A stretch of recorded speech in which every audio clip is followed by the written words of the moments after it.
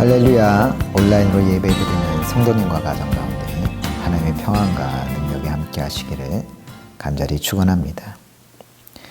지난주 하갈을 박해했었던 사라에 대한 이야기를 했습니다. 임신하지 못했던 사라는 자신의 몸종이었던 하갈을 통하여서 자녀를 얻고자 했습니다. 그런데 막상 그녀의 뜻대로 하갈이 임신하자 사라의 태도가 돌변하였습니다. 사라는 자신에게는 없는 자녀를 임신한 하갈을 꼴보기 싫어했고 결국 그녀를 학대하기 시작했습니다. 창세기 16장 6절 말씀입니다. 아브라함이 사라에게 이르되 당신의 여종은 당신의 수중에 있으니 당신의 눈에 좋을 대로 그에게 행하라 하며 사라가 하갈을 학대하였더니 하갈이 사라 앞에서 도망하였더라. 사라가 하갈을 학대하자 하갈은 어떻게 했다고 했습니까? 도망하였다고 했습니다. 왜 도망쳤을까요? 억울했던 겁니다. 무엇이 그렇게 억울했을까요? 하갈이 원해서 아브라함의 아이를 임신한 게 아니었기 때문입니다. 아브라함을 유혹했던 것도 아니고 사라가 임신하지 못하게 되자 그 사이를 틈타 자신이 해보겠다고 먼저 나섰던 것도 아니었습니다. 하갈은 그저 그가 모시던 여주인 사라의 명을 따랐을 뿐입니다. 그런데 임신하라고 할 때는 언제고 막상 임신했더니 이제 사라가 자신을 학대하기 시작했던 겁니다. 심지어 아브라함조차 자신을 두둔해주지 않았습니다. 비겁하게 숨어 사라 마음대로 하게 내버려 두었습니다. 그러니 얼마나 억울하고 서러웠겠습니까? 그런데 그렇게 억울한 마음 달랠 수 없어 도망친 하갈은 오히려 그곳에서 주님을 만나게 됩니다. 7절 읽겠습니다.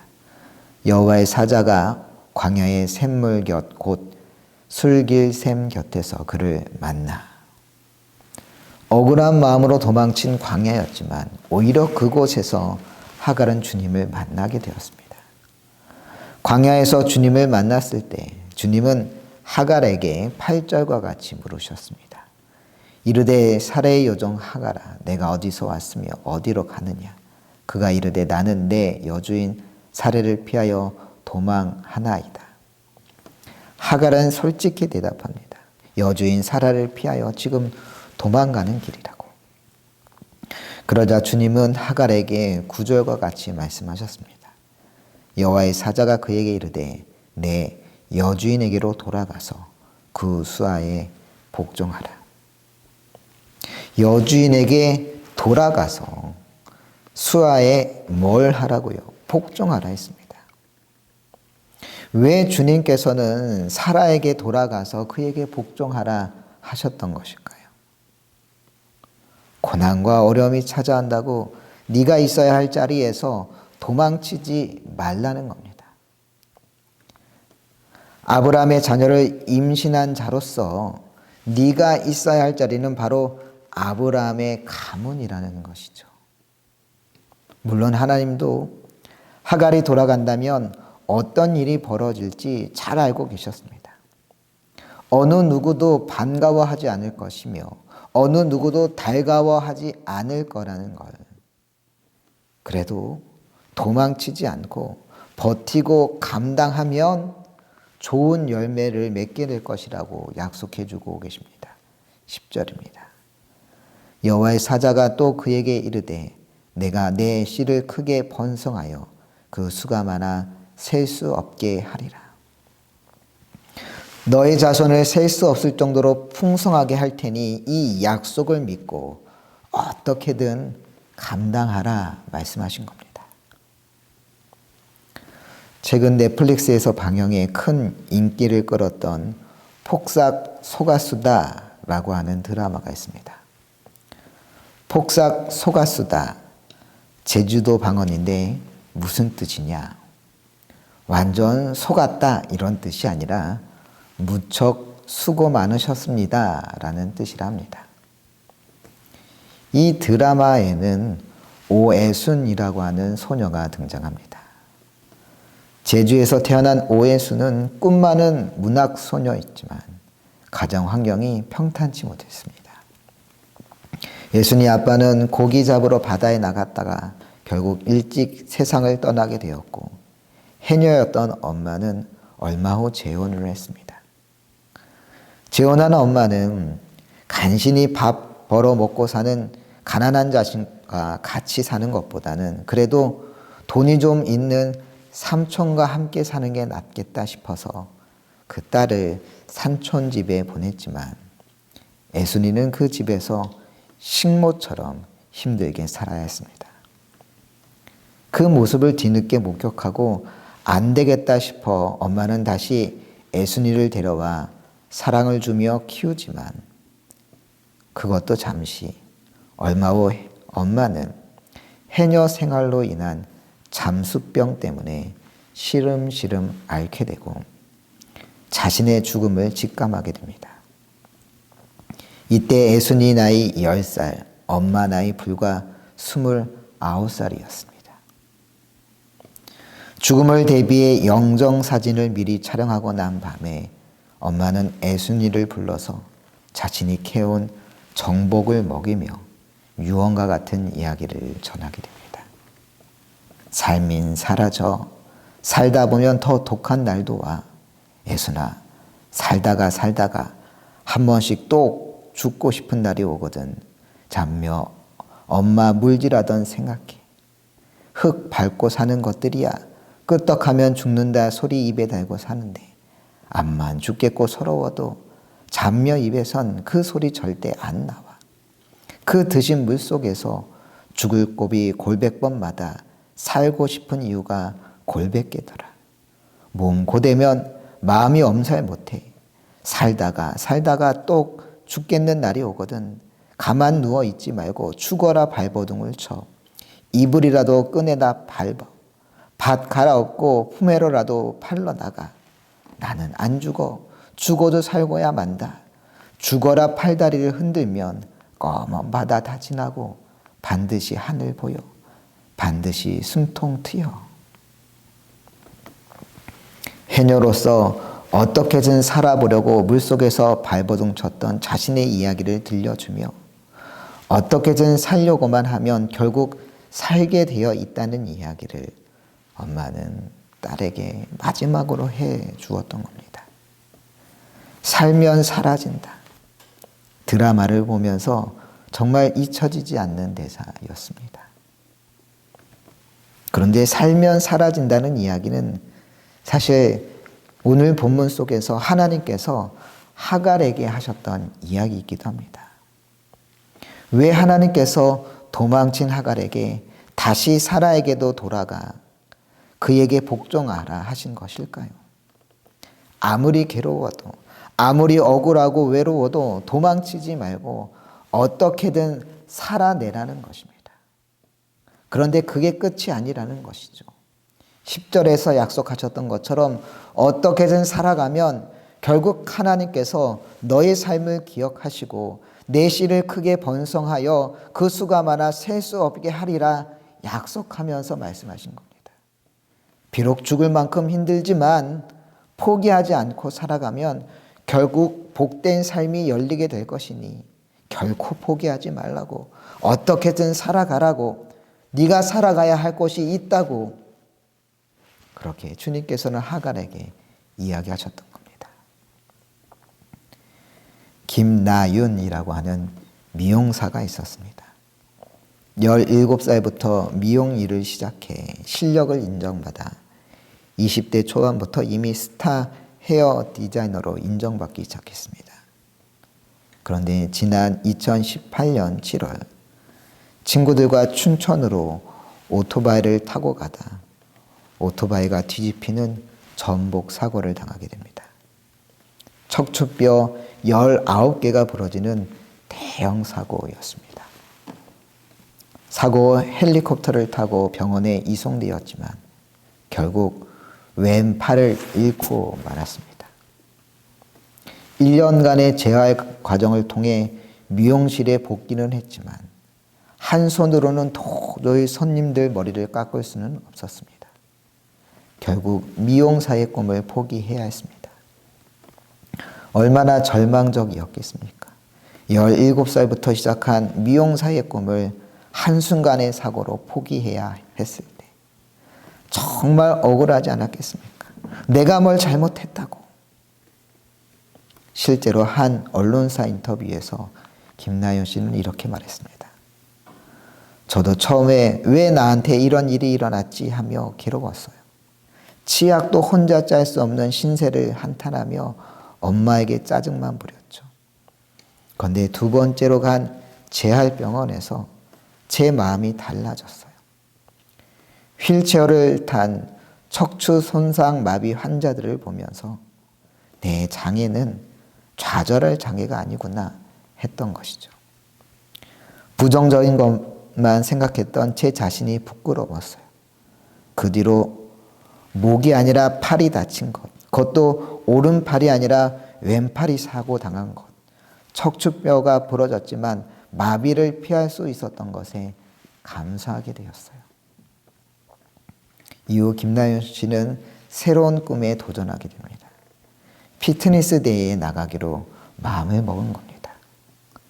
신체 근육을 고르게 단련해야 높은 점수를 받을 수 있는 피트니스 대회에 외팔로 출전한다는 것은 거의 불가능에 가까운 일이었지만 김나연 씨는 2021년 WBC 피트니스 월드바디 클래식 대회에 비장애인과 구분 없이 출전하게 됩니다. 그 대회 사상 첫 절단 장애인 참가자였다고 합니다. 그런데 그런 김나연 선수는 모든 비장애인들을 제치고 결국 대회에서 나가 우승을 차지하게 됩니다. 만약 김나연 씨가 내가 뭘 잘못했다고 그런 마음에만 사로잡혀 포기했다면 이런 놀라운 결과를 이룰 수 없었을 겁니다. 비록 그의 인생에 감당하기 어려운 불행이 찾아온 것은 맞지만 찾아온 불행을 원망하며 낙심해 있지 않고 그럼에도 감사할 일들이 있음을 깨닫고 다시 일어섰기에 당당히 비장애인과 겨뤄 대우승까지 할 수 있었던 겁니다. 그렇습니다. 살다 보면 이러고 어떻게 사나 싶은 순간들이 있습니다. 이렇게 살 바에야 차라리 죽고 말지. 모멸감, 수치감, 절망과 좌절에 정신 못 차릴 때가 있습니다. 하지만 결국 포기하지 않고 살다 보면 또 사라지는 게 삶인 겁니다. 고린도전서 10장 13절은 말합니다. 사람이 감당할 시험 밖에는 너희가 당한 것이 없나니 오직 하나님은 미쁘사 너희가 감당하지 못할 시험 당함을 허락하지 아니하시고 시험 당할 즈음에 또한 피할 길을 내사 너희로 능히 감당하게 하시느니라. 그렇습니다. 아무리 시험이 힘들고 어려워도 우리가 감당하지 못할 시험은 허락되지 않습니다. 더욱이 시험 당할 즈음에 주님께서는 피할 길을 허락하셔서 능히 감당하게 하신다고 약속해 주고 계십니다. 포기하거나 도망치지 않고 감당하면 결국 감당하게 되어 있습니다. 그 어떤 시험도 우리가 이겨내지 못할 시험은 없습니다. 어떤 상황에도 포기하지 않고 감당함으로 이겨낼 수 있는 여러분 되시기를 소망합니다. 도망가지 말라고 삶의 자리로 돌아가 거기에서 어떻게든 감당하며 살아가라 말씀하신 주님은 계속해서 하갈에게 11절과 같이 말씀하십니다. 여호와의 사자가 또 그에게 이르되 내가 임신하였은즉 아들을 낳으리니 그 이름을 이스마엘이라 하라. 이는 여호와께서 내 고통을 들으셨음이니라. 아들을 낳을 것인데 이름을 뭐라 하라고 했습니까? 이스마엘이라 하라 했던 겁니다. 그런데 그 뜻이 뭐라고 했습니까? 여호와께서 내 고통을 들으셨음이니라. 무슨 말이겠습니까? 지금 하나님께서는 하갈을 위로하고 계신 겁니다. 그래 많이 힘들지. 내가 지금 네 마음을 안다. 네 고통을 알아. 그러니 네 아들을 볼 때마다 너의 고통을 돌아본 하나님을 떠올리려. 그런 의미에서 아들 이름을 이스마엘이라 지라고 하셨던 겁니다.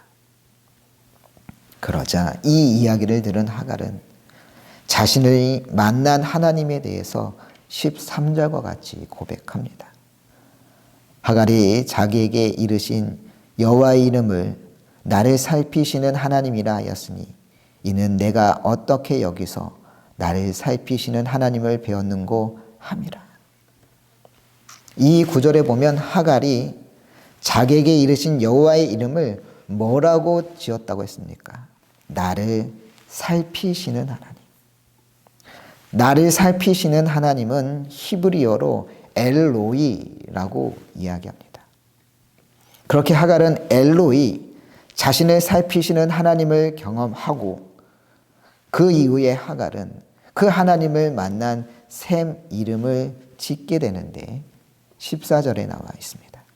이러므로 그 셈을 부엘라 헤로이라 불렀으며 그것은 가데스와 베렛 사이에 있더라. 셈의 이름을 뭐라고 지었다고요? 부엘라 헤로이라 이름 지었다는 겁니다. 부엘라 헤로이가 무슨 뜻이냐? 나를 살피시는 살아계신 이의 우물이라고 하는 뜻입니다. 하갈은 자신을 살피시는 하나님을 깊이 경험했던 겁니다. 자신이 더 이상 혼자가 아니라는 것, 지금 나와 함께 하시며 나를 돌보시는 하나님을 경험하며 그 은혜가 얼마나 크고 감격스러운지 자신이 하나님을 만났었던 그 장소, 그 셈의 이름을 부엘라 헤로이라고 지으며 그 셈의 이름을 기억하며 잊지 않겠다라고 그렇게 말하고 있는 것입니다. 최강희라고 하는 배우가 있습니다. 90년대 청소년 드라마에 출연한 후 지금까지도 줄곧 계속 사랑받는 여배우입니다. 특히 선행을 많이 하는 연예인으로도 널리 알려져 있습니다. 헌혈을 많이 해 헌혈 유공자 은장을 수상하기도 했고 연예인 최초로 백혈병 어린이를 위하여 골수를 기증하기까지 했습니다. 이렇게 선행을 많이 하는 연예인으로 대중들에게 좋은 인상을 주었던 최강희였지만 오히려 그녀는 오랜 세월 우울증에 빠져 있었다고 합니다. 청소년 드라마에 출연해 한창 인기를 얻었지만 그 시절 최강희는 오히려 언제 다 살지? 라는 생각을 하며 그저 빨리 죽었으면 하는 마음으로 그 시절을 보냈다고 합니다. 사람들 앞에서는 밝고 건강한 것처럼 행동했지만 사람들과 헤어지고 집으로 돌아와 문을 닫으면서부터는 눈물이 나고 불도 다 꺼놓고 밥도 가족들과 함께 먹지 않고 혼자 시켜서 그렇게 먹었다고 합니다. 그렇게 혼자 짜장면이라도 시켜서 한 입 먹으면 눈물이 줄줄줄줄 그렇게 흘러나왔다고 합니다. 자존감조차도 너무 낮아. 내까지 게 뭘 하겠어? 라고 하는 마음이 너무 심하게 들어서 때론 스스로 자해를 할 정도까지 그렇게 낮은 자존감으로 살았다는 겁니다.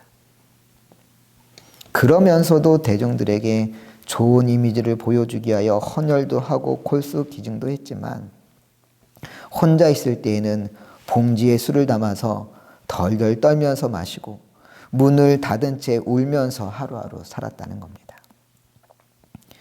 술, 담배도 끊고 자신이 좀 괜찮은 사람이 되고 싶었는데 마음처럼 되지 않았던 겁니다.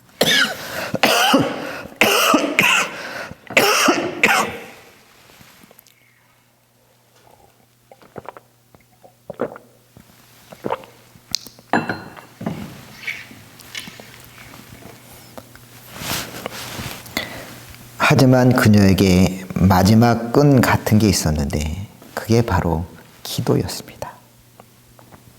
날마다 새벽 기도에 나가 울면서 기도하던 어느 날 갑자기 눈물이 터지면서 주님께 살려주세요 라고 기도하게 되었습니다.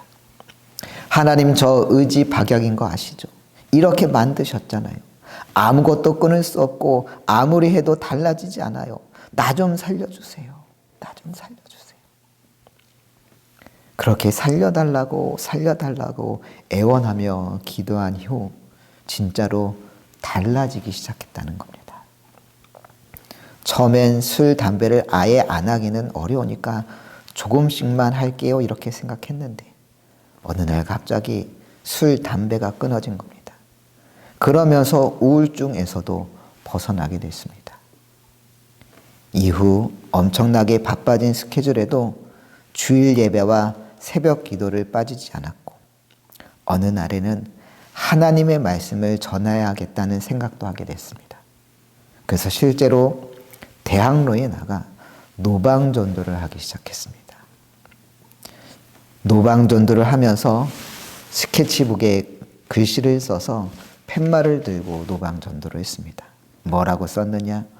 주일 잘 보내고 계세요? 혹시 예배 못 드려서 찝찝하셨나요? 지금 함께 예배 드려요. 그렇게 노방전도까지 하는 최강희를 보며 매니저는 말했답니다. 이렇게 전도하는 것보다 배우 활동을 열심히 하는 게 더 좋지 않을까? 그러자 최강희는 그 매니저에게 대답했습니다. 나는 그냥 복음을 전하는 게 좋아. 어떻게 보면 가장 촌스럽고 욕먹기 좋지만 거기엔 힘이 있어. 내가 만난 자유와 평안의 예수님을 모두가 만났으면 좋겠어. 배우 최강희는 바쁜 생활 속에서도 자신이 만난 하나님을 다른 이들도 만나기를 소망하면서 교회에서 셀 리더로서도 또한 섬기고 있다고 합니다. 엘로이, 살피시는 하나님, 하갈을 살피셨던 그 하나님이 바로 우리 역시 살피실 줄로 믿습니다. 그 하나님은 우리를 방치하지 않으십니다. 우리를 내버려 두지 않으십니다. 오늘 우리 삶 가운데 함께 하시며 우리에게 새 힘 주시는 하나님이십니다.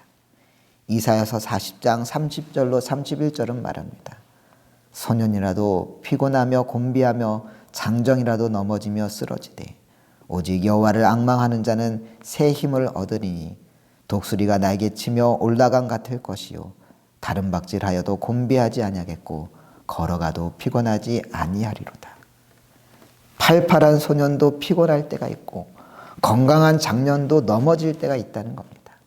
하지만 여호와를 앙망하면 새 힘을 얻을 거라고 약속해 주고 계십니다. 주님께서 주신 새 힘을 얻어 독수리 날개치며 올라감 같을 것이라고 우리에게 약속해 주고 계십니다. 주님 주신 힘으로 다른 박질하여도 곤비하지 않을 것이며 걸어가도 피곤하지 않을 거라고 약속해 주고 계십니다. 오직 주님 주신 힘으로 온전히 승리 가운데 살아가는 여러분들 되시길 간절히 축원합니다.